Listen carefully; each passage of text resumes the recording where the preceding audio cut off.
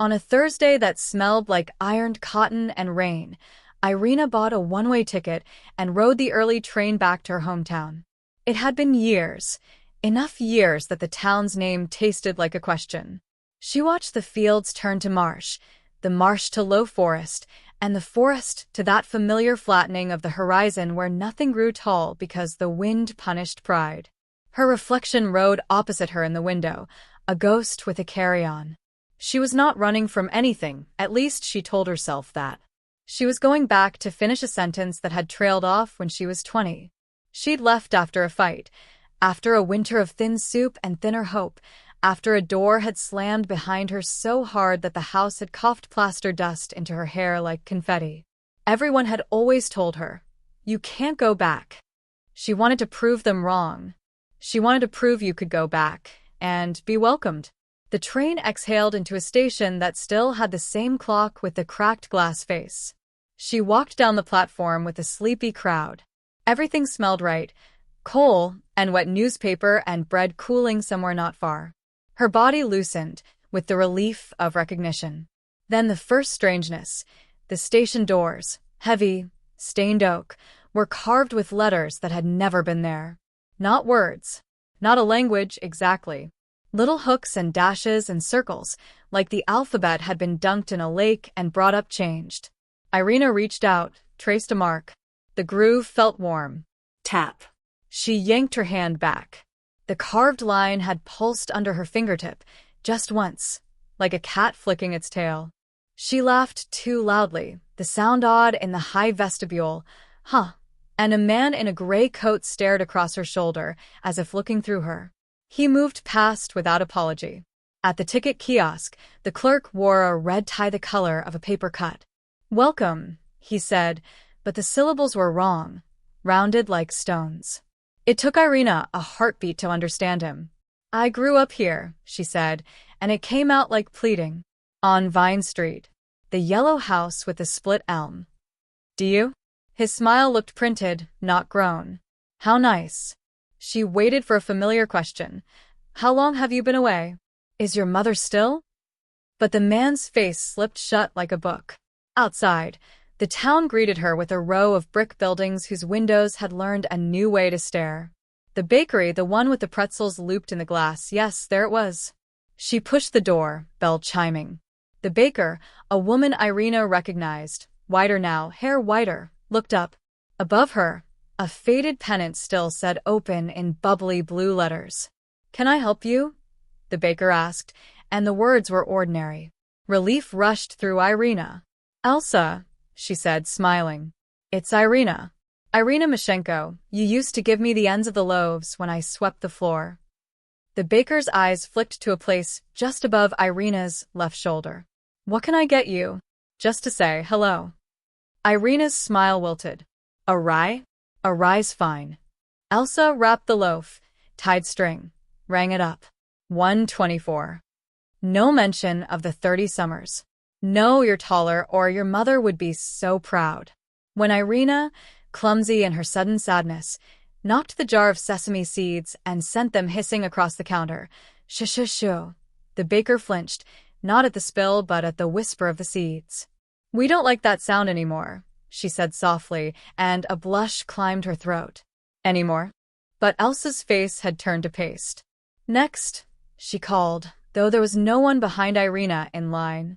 Irina carried the loaf under her arm like a little warm animal and walked up Vine Street. The elm was still split, a V against the sky, but the house was not yellow. The house was wrong. Not newly painted. This was not a matter of taste. The house had too many windows and not enough corners. Where the veranda should have wrapped around like a smile, there was a narrow porch like a pressed mouth. The number, 37, hung crooked on the door. Her house had been 35. She checked the mailbox.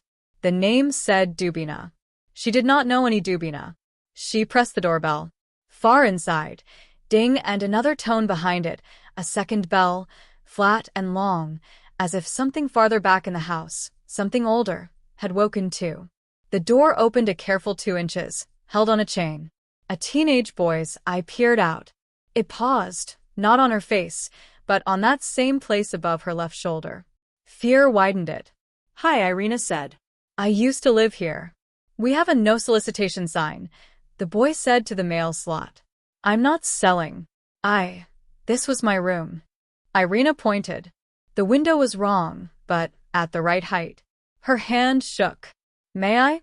Just for a moment. The boy's gaze threaded past her again, and he swallowed.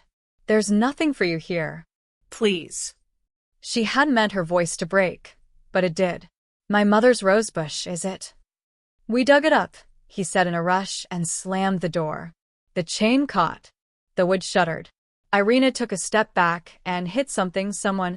A woman in an orange coat stood too close, her mouth slightly open, as if listening to a far conversation. "I'm sorry," Irina said. The woman tilted her head. "To whom are you speaking?" "You." Irina tried to smile. "I didn't see you." The woman's eyes didn't focus on her. They watched the air to Irina's left. "Sure," she said, raising a finger. "It hates being noticed." Irina followed the finger's point. Nothing there but the hiss of cold light. She opened her mouth, shut it, and walked by afternoon. The wind had braided itself into a rope and was tugging at signs and skirts. When Irina passed the park, the swings didn't creak. They hummed, low as bees. A child sat in one swing, but he wasn't moving. The swing moved him, forward and back, as if enjoying itself. The boy's face was pinched with effort, eyes fixed somewhere over his shoulder, the left shoulder, and Irina felt the urge to cover hers with her hand. Her childhood friend, Sonia, lived down Willow Lane, in a cottage with a tulip-red door. Irina walked as fast as she could without looking hurried, her heels clicking like metronomes. Click, click, click, no, not click. A little off, like a song played backward. She slowed, changed her stride. The sound corrected itself. She knocked at Sonia's. The curtain twitched. Footsteps. She braced for recognition like a wave about to hit. The man who opened the door wasn't Sonia. He had salt in his beard and a gentle teacher's eyes. "Yes. Is Sonia home?" Irina asked. He frowned. "My wife died last year." Irina's heart hit her ribs, then slid down between them. I'm sorry. We were friends." I'm Irina." "From where?" His tone was curious, not unkind. "Here," she said. The word broke like chalk. The man shook his head, a slow denial, gaze flicking through her to the air above her shoulder. "You're from somewhere else." "Everyone keeps," she stopped. Her throat hurt. "My mother," she said. "Do you Marina Mashenko?" The man's face softened. Mrs. Mashenko baked honey cakes for the school fairs. Relief rose. He remembered. She never had a daughter. Irina's mouth opened, but no words came. The wind took that moment to wedge itself between door and frame and whistle, thin as thread. The man flinched hard. "Please," he gasped. "Don't let it hear you. Not by your true names." "What is it?" Irina whispered, stepping in, uninvited but desperate. "It is the past," he said, and he didn't laugh at how ridiculous that sounded, so Irina didn't either. "And it's particular." He closed the door, locked it, bolted it, slid a chain, set a chair under the handle. Irina tried not to stare. He led her to the table. There was tea, already poured, as if for a guest who had not arrived for a very long time. He handed her a cup. The tea steamed with a smell she couldn't place. Mint that had never been young. "What did you mean, Mrs. Mashenko had no daughter?" He looked at Irina's face the way a person looks at their reflection in an old spoon. "Sometimes people leave," he said. "Sometimes they take so long about returning that the past tidies up. It folds the empty place flat. It forgets you, so hard you can't loosen it. You're telling me the town has what? Healed over? Scarred? Like I was a splinter pulled out?" She tried to smile. It shook. "That's poetry. That's not how memory works." "Memory has rules," he said. "You can live with it if you keep the terms. We don't say the wrong names at the wrong times." He touched the air above his own left shoulder. "We don't look where it gathers." He swallowed. "We don't bring back anything that was properly put away." We bury the roses when we must. Irina's laugh tore. My mother would never bury her roses. He closed his eyes. That's what she said. Something moved in the hall, a little steady tapping, like a long fingernail on wood. Tap. Pause. Tap tap. The man went very still. Don't react, he whispered.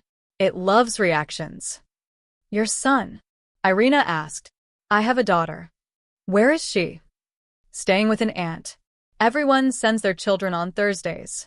He kept his eyes on Irina, focused. It's Thursday.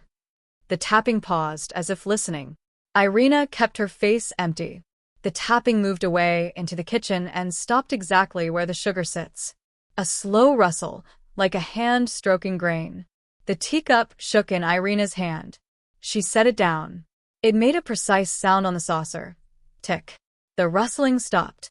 The man whispered, You came back with your old name. You shouldn't have. What else would I call myself? On Thursdays? Nothing. He gave a self-hating half-smile. Don't worry. We can fix it.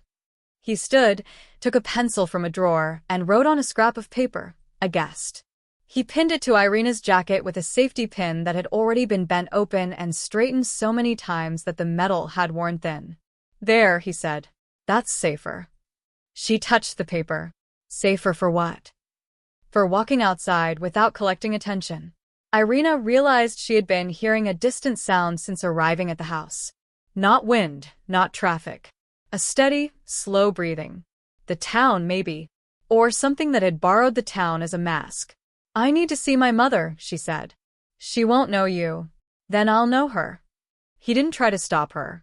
He only offered her something from a drawer, a little polished stone, black as a window at night. Put this in your left pocket, he said. When you feel watched, slide your thumb over it. It confuses things. They have a poor sense of personal property. Memories, he said. Old ones. They can be territorial. Irina walked the 3 blocks to her mother's building. Each step felt negotiated. She kept her eyes ahead. She pinched the black stone with her thumb and forefinger until heat pulsed into it, or from it.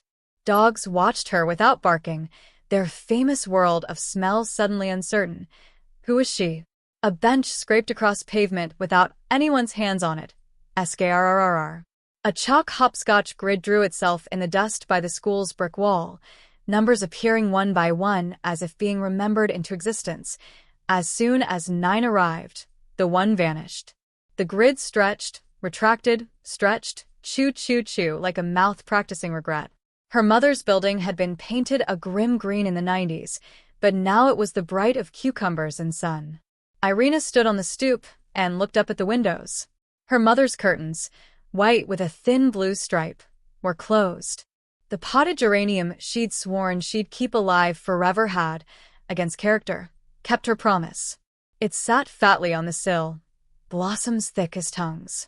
Irina climbed the stairs. Her feet knew the second squeaky step. It squeaked a beat too late. Skew, okay? She reached her mother's door and put her ear to it. Silence. She knocked, lightly first, then with 3 knuckles, her old rhythm. Talk, talk, talk, talk, talk. No answer. She tried the handle. Unlocked. Mom, she called into the dim. It's me.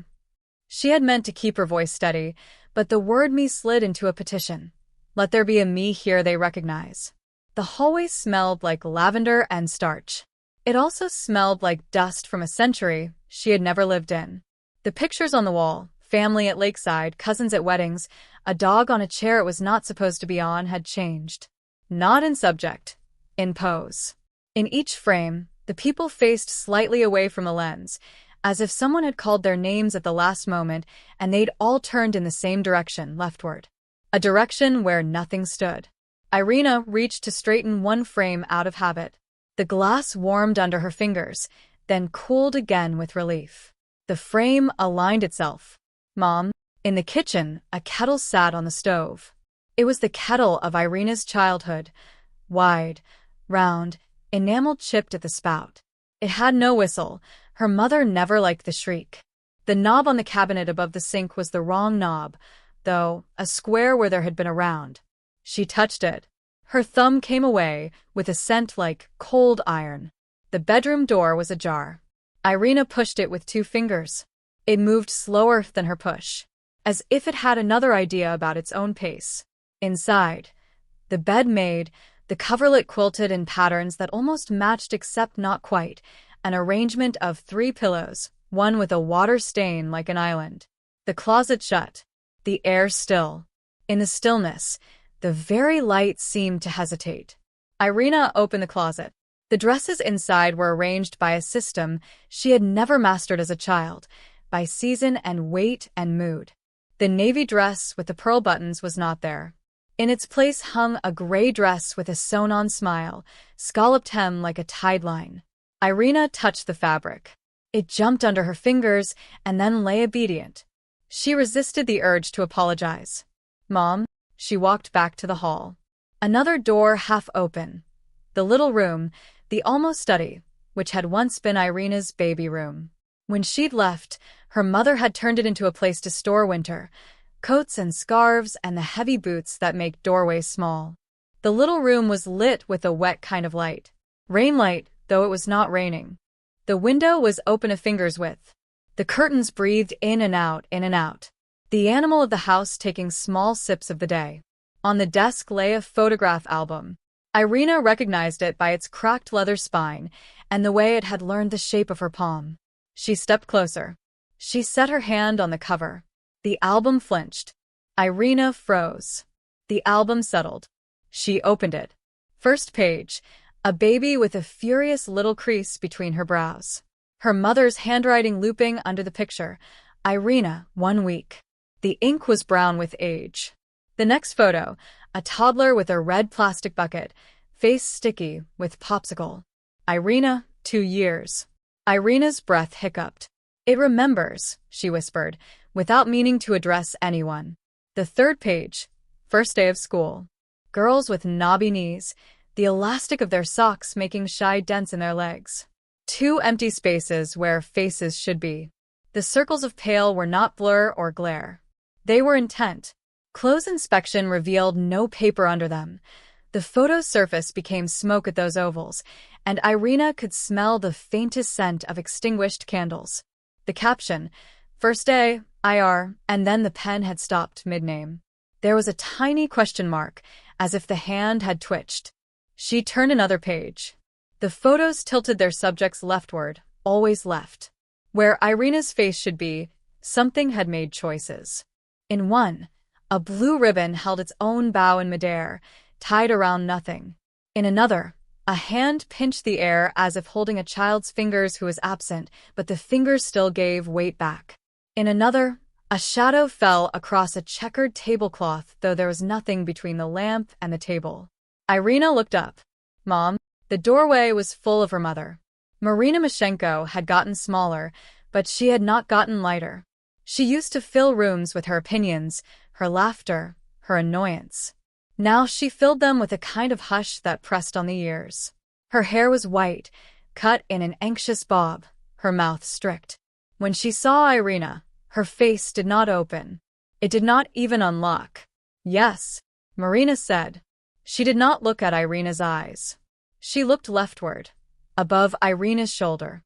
"Uh-huh," she murmured to that space. "Is that who you meant?" she asked it. Irina wanted to run to her, to kiss her cheeks, to make the past spill out its swallowed years. But something in the way the curtains breathed said, "Do not." She put her hands at her sides. "Mama," she said very softly.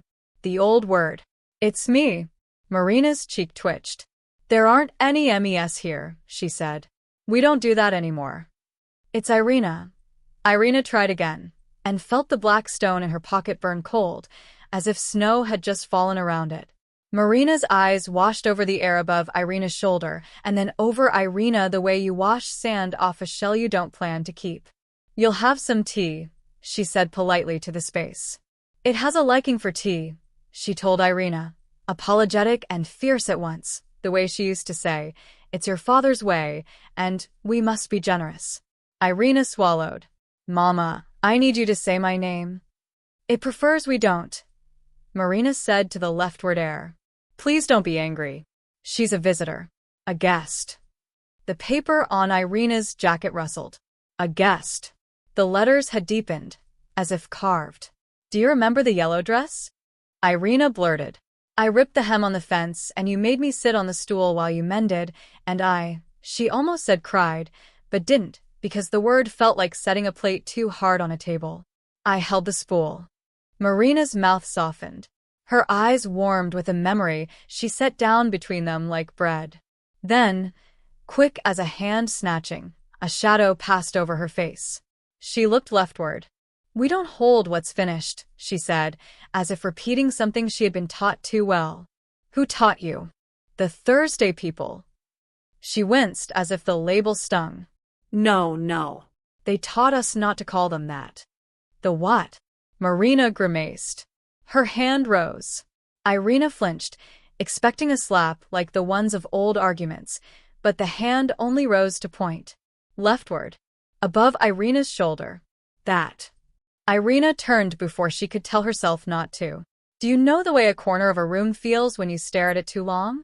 How it seems to pulse with things that don't have names yet. It was like that. It was like seeing the word before printed on air, and just when you think you understand, it rearranges itself into FLRB. No, that's silly, but her eyes watered as if she had been staring at a bright lamp. She smelled starch and the wet breath of paper that has just been cut. She heard the purling of people saying the same sentence over and over until it loses flavor. She felt the way the house had wanted to move the door slower than her pushing hand. The room was occupied by the sense of having been a long time ago. It was not a person. It was not a person. It was the past, and it had come to see who had knocked on its door. It made a small sound, a disapproving cluck. Or maybe a page turning. Irina's body reacted with ancient politeness. She lowered her eyes. She felt childish rage from the deep well of 20. I lived here, she said. I am part of this house. Part of that dress and that kettle and the scrape on the baseboard from the time I... Sure, Marina whispered, with a fear that undid Irina. It hates inventory. The air above Irina's shoulder pressed. The black stone in her pocket seized up, so tight her thigh muscle spasmed. Irina opened her mouth to say her own name like a blessing, like a flare. No, Marina said, and for the first time looked directly into Irina's eyes. Not today. Not on Thursday. Irina's mouth closed. She swallowed her name like a pill without water. It caught at the hinge of her throat and sat there, melting slow and bitter. The town had a way of afternooning that Irina remembered. The light went amber. People turned toward their dinners. But on this day, the hours did not behave. They bled. A church bell rang 4 times in the space between 2 seconds. Shadows went long, then short, as if someone fiddled with the distance of the sun. Children on bikes pedaled hard and didn't move. Dogs' leashes streamed out like ribbons from fists whose owners were motionless and not breathing, and then breathing again, in a fitful rhythm. A bus rolled past with no driver behind the wheel, and yet turned left on Birch with a courtesy of signals. Irina sat with her mother at the little table and sipped tea she could not taste. Marina told Irina about the price of eggs, and the doctor's new front desk girl whose bangles were too loud, and the neighbor's cousin's wedding where the bride wore blue. Every detail was sanded smooth of years. No anchor, no back when you were little. The past had been declawed and let to prowl the house as a rescue animal. It rubbed itself against ankles. It did not recognize her. It found the black stone in Irina's pocket rude, but tolerated it because Marina had offered tea. Around 5, the light in the room flickered. Not the bulbs. The actual light. It blinked on and off like a tired eye. Irina's skin turned to paper. The album on the desk flipped its own page. The pictures made the sound of a person sighing through teeth. Irina stood. I have to go. Marina's hands jumped. I didn't mean to be rude, she whispered to the left. It's not you, Irina said. I need to see something else. She touched her mother's hand. The hand was cool and stubborn. Marina neither pulled away nor clasped. They had never perfected either gesture. Come on Sunday, Marina said, eyes trained, surgically, on the air to the side. We like Sundays. Irina wanted to promise. But the past hearing future offerings sometimes made notes. She closed her mouth. She nodded. When she left the building, a girl stood on the landing outside. She was 12, maybe. She wore a t-shirt with a cat in sunglasses. She looked at Irina with the flat face of a coin. You're loud, the girl said. I haven't said anything. It's not that kind of loud. What kind is it? You squeak in the past, the girl said, like reporting a weather phenomenon. And the past hates squeaks. She smiled once, quick and sly. I like them. What's your name? Irina asked. The girl rolled her eyes toward the forbidden left. I have 3, she whispered. 2 for Thursdays, 1 for when I need to get out of trouble. Which one do you wear now? The girl cupped her hand, lifted it to Irina's left shoulder, and snatched it away as if catching a bug. She peeked in her palm, empty, and closed her fist with a triumph that did not fit the result. Not telling, she said. Irina laughed despite her dry mouth. The sound bounced down the stairwell and came back wrong. The girl's eyes lit. See, she said. You squeak. What's your Sunday? Irina asked stupidly. Pancakes, the girl said, and darted past her, light on her feet, a creature who had learned to run without jostling anything old. On the way back to the guest house the man with the soft teacher's eyes had suggested, Irina passed the square where a clock tower stood. It had been ugly when she was a child and had grown into a grandeur of ugly now. Normally, its stern hands pointed with municipal confidence. Today, the minute hand was chewing. It ate the distance to the next number with little jerks. Nib, nib, nib. As if gnawing through rope. Irina stopped. The hand gulped. For a blinding sleepy second, the whole town slid. People took a step they hadn't meant to take. A bus passenger found herself at her destination without the intervening moving. A wedding ring rolled off a table and nobody saw it, and later there would be an argument that would not truly be about the ring.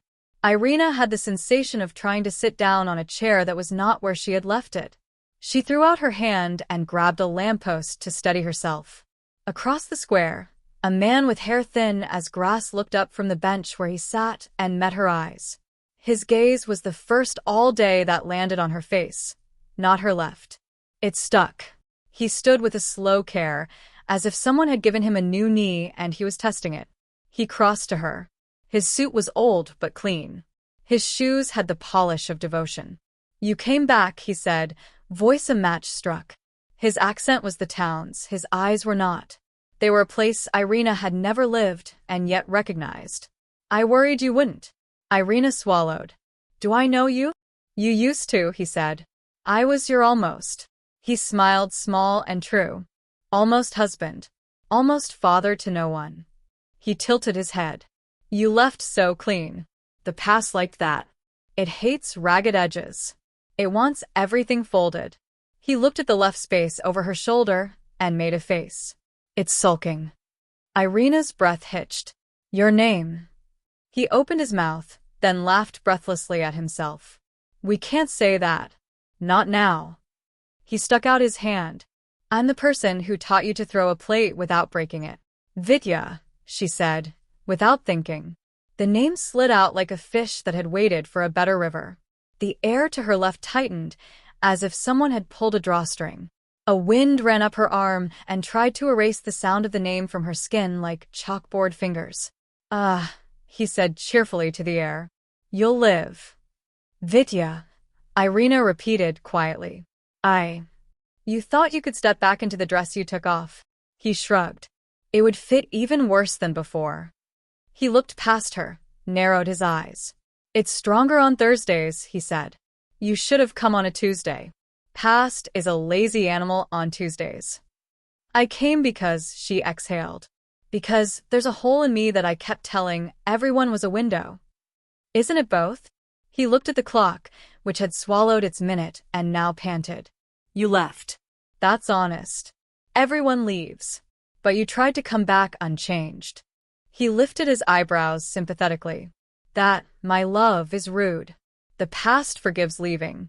It does not forgive pretending you were built of stone. Irina laughed suddenly, furiously. This town has rules for ghosts, but not for people. It has rules for both, he said. The same rules. Kiss hello. Kiss goodbye. Don't slam doors. Remember the things everyone agrees to remember. He leaned in. Break one rule if you want to live. What rule? Say your name in the middle of the night, when the past is asleep. Carve it. Carve it twice. Where it has to look, he said, and his eyes went to the clock tower, and her stomach went ice. He put the black stone in her pocket between his thumb and forefinger and twisted it. It turned once, twice, and went very warm. Tonight, he said, before it wakes for the second watch. He kissed her cheek. It was a quick kiss, practiced like the ones in kitchens between boiling kettles and ringing phones. Go, he said. How do I find you? She asked. He smiled. You always did. And then he was a block away, as if someone had edited the scene between paragraphs and forgotten to warn the characters. He lifted a hand. He was not waving to her. He was waving in general, in the direction of the past's blind spot. Brave, foolish wave.